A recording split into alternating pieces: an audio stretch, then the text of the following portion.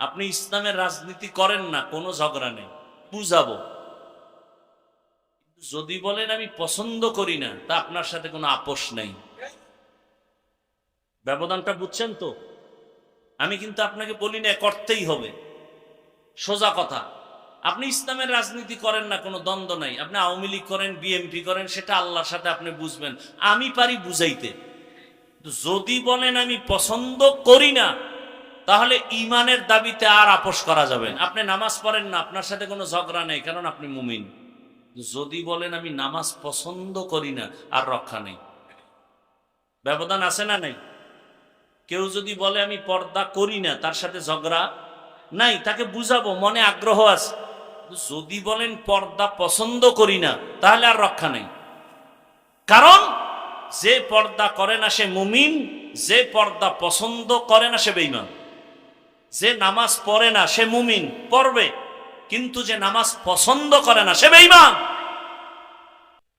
তখন আর আপনার ঈমান নেই। আল্লাহ বুঝার তৌফিক দান করেন।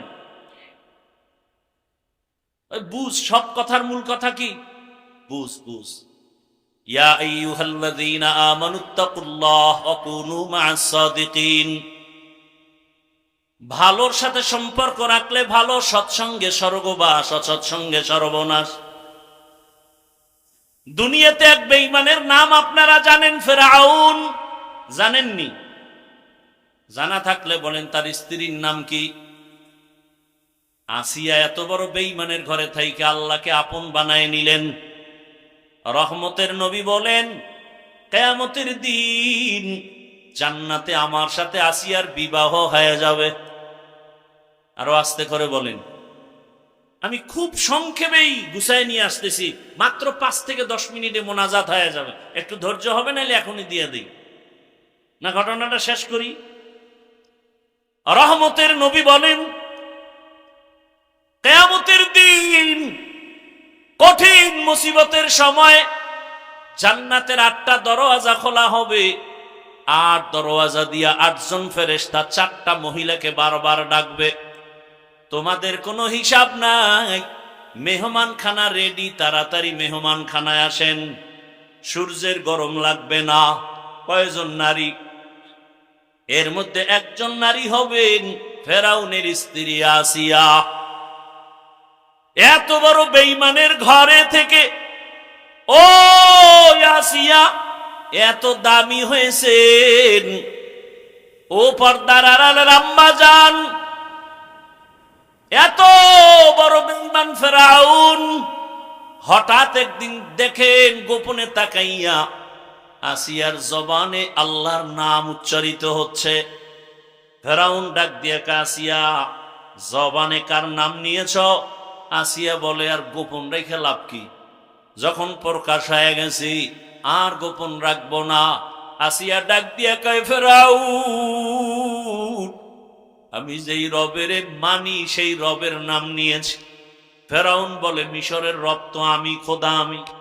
বলে, মিশরের মানুষ তোমাকে খোদা মানতে পারে, আমি তোমাকে রব মানি না। বলে, তুমি কারে রব মানো? কয়, তোমারে যিনি বানাইছে তিনি আমার রব। ফেরাউন বলে, খবরদার, আমাকে যদি তুমি খোদা না বলো তাহলে মিশরে খোদা দাবি করার কোনো যৌক্তিকতা নাই। বলে, আমার জীবন যাবে, আমি তোমাকে খোদা বলে ডাকবো না।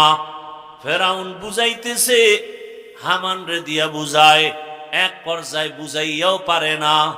আসিয়া যদিও মহিলা নরম, ইমানের পাওয়ার বড় গরম, জীবন যাবে, ইমান ছাড়বে না।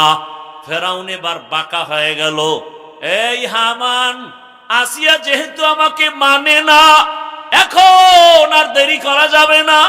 ওর ঘুমের বিছানা আলাদা করো, ওকে বদ্ধরুমে ঢুকাও, খানা বন্ধ করো, বাতি বন্ধ করো, রিমান্ডের শাস্তি দাও। আসিয়া এত বড় দামি ক্ষমতাওয়ালা টাকাওয়ালার ঘরে আছি, কিন্তু এখন টাকাও নাই, রুমের মধ্যে আটকানো, খানারও খবর নাই, পানিও দেয় না।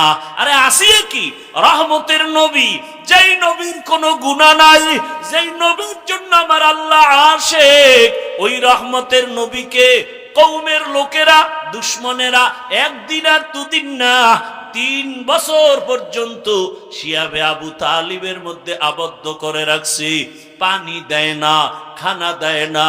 মায়ার নবী গাছের পাতা ছিঁড়ে ছিঁড়ে চাবায়া চাবায়া খায় আর পেটের ক্ষুধা নিবারণ করে। এত কষ্ট নবী আমার করেছেন, 3টা বছর পর্যন্ত এই কষ্ট। আসিয়ার খানা দেয় না। শেষ পর্যায়ে ফেরাউন বলে, আসিয়া তুমি এবার আমাকে রব বলে স্বীকার করো। আসিয়া বলে, মরে যাব, আমি গায়রুল্লাহকে কখনো আমি রব বলবো না, গায়রুল্লাহর কাছে মাথা নত করব না। ফেরাউন সর্বশেষ সিদ্ধান্ত নিল, আসিয়া তোমাকে ফাঁসি দেওয়া হবে, শুলিবিদ্ধ করা হবে। আসিয়া বলে, ফাঁসি দাও, কোনো দুঃখ নাই। এক পর্যায়ে ফেরাউন যখন দেখলো আর পারাই যায় না, তারিখ পর্যন্ত ঘোষণা দিয়া দিল, মিশরের হাজার হাজার মানুষ ময়দানে হাজির। খোদা ফেরাউনের স্ত্রী আসিয়ার বিচার হবে, ফাঁসি হবে, শুলিবিদ্ধ করা হবে, সবাই দেখার জন্য আসছে। এক পর্যায়ে বিদায় বেলা আসিয়ার হাতে পায়ে রশি লাগাইয়া যখন ফাঁসির মঞ্চে নেয়, আসিয়া কান্না করে আর মালিকের বলে, মালিক যতই কষ্ট দেখ সহ্য করার ধৈর্য দাও, আমি যেন তোমাকে ভুলিয়া না যাই। হঠাৎ আসিয়া কাঁদে আর দেখে রাস্তা দিয়া জমানার নবী মূসা হেঁটে হেঁটে যাচ্ছেন। মূসা নবীর ডাক দিয়ে কয়, নবী মূসা, আজ আমার খবর আপনি জানেন? মূসা নবী বলে, আসিয়া জানি, আজ তোমাকে শুলিবিদ্ধ করা হবে, আজ তোমাকে ফাঁসি দেওয়া হবে। আসিয়া বলে, নবী মূসা, বিদায় বেলা আপনার দোয়া চাই, আর কিছুই চাই না। তবে আর একটা কথা জানতে চাই, আপনি তো মাওলার সাথে কথা বলার জন্য তুর পাহাড়ে যান, একটু বলবেন এই মুহূর্তে আমার ফাঁসি হবে, আমার রব আমার আল্লাহ আমার উপরে রাজি নাকি বেজার? মূসা নবী ডাক দিয়ে কয়, আসিয়া তোমার উপরে আমার মাওলা খুশি। আসিয়া বলে, আমার মালিক যদি খুশি থাকেন আমার আর কিছুর দরকার নাই। মান কানা লিল্লাহ কানাল্লাহু লাহ, যে আমার আল্লাহর হয়ে যাবে গোটা দুনিয়া তার গোলাম হয়ে যাবে। আসিয়া কান্না করে, মূসা নবী দোয়া করে। মূসা নবী এ কথা বলা মাত্র আসিয়া আর দেরি না করে আসমানের দিকে দুটো হাত উঠাইয়া একটা দোয়া করা শুরু করলো। আল্লাহর কোরআন বলে, ক্বালাত রাব্বি ইনদাকা বাইতান ফিল জান্নাহ। আসিয়া চিৎকার মেরে কয়, হে মালিক, এত বড় বেঈমানের ঘরে থাকিয়া, এত বড় টাকাওয়ালার ঘরে থাকিয়া আমারে খানাও পাই নাই, বিছানাও পাই নাই, তোমাকে পাওয়ার আশায় আমার খানা বন্ধ, ঘুম বন্ধ, বিছানা বন্ধ। বিদায় বেলা তোমার কাছে একটা দাবি, আমি আসিয়ার জন্য তোমার পাশে জান্নাতে আমার জন্য একটা ঘর বানাইয়া দাও, যেই ঘরে আমি জীবন যাপন করব। ও আল্লাহ, আমার বিদায় বেলা দাবি, তোমার পাশে জান্নাতে একটা ঘর বানায় দাও। আসিয়া মোনাজাত দিয়া ফাঁসির মঞ্চের দিকে আগায়। হঠাৎ করে আবার তাকাইলো, তাকাইয়া আসিয়ার কান্না বন্ধ। এবার আসিয়া মুস্কি হাসি দিয়েছে। ফেরাউন বলে, আসিয়া বিপদের সময় কান্না বন্ধ করে আবার হাসি দিলা কেন? আসিয়া কয়, রে ফেরাউন, তুই জানো না তোর সে চক্ষু নাই, আল্লাহ তাআলা আমার অন্তর